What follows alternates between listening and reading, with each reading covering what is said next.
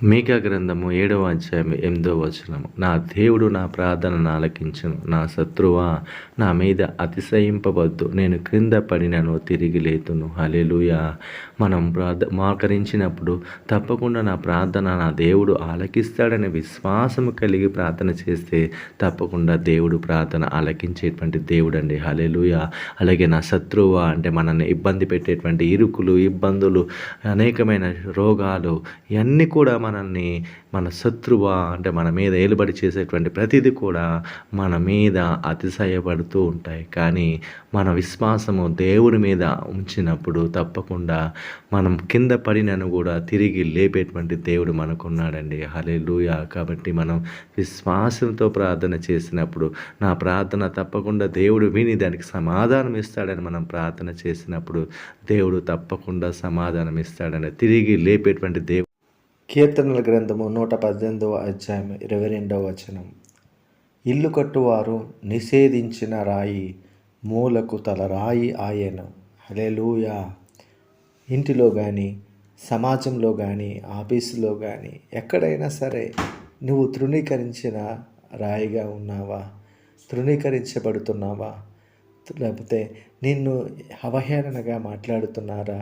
నువ్వు చెప్పిన మాటను త్రోసివేస్తున్నారా? నువ్వు ఒక మనిషిగా కూడా చూడట్లేదా? హల్లెలూయా.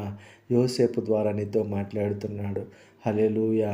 యోసేపును కూడా తన సహోదరులు ఎంతగా తృణీకరించారో మనకందరికీ తెలుసు. హల్లెలూయా. ఆ తృణీకరించినటువంటి ఆ రాయినే, నిషేధించినటువంటి ఆ రాయినే, ఆ యోసేపునే దేవుడు మూలకు తలరాయిగా మార్చాడండి. హల్లెలూయా.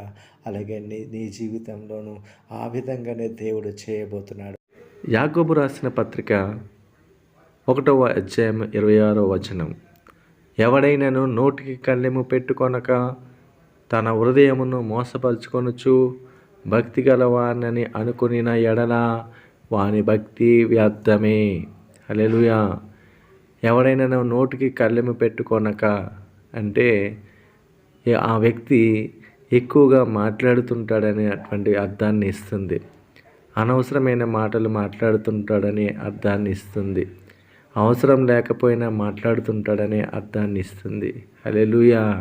తన హృదయము మోసపరుచుకొనొచ్చు అంటే తన హృదయం నిండిన దాన్ని బట్టే కదా మన మాటలు వస్తాయి.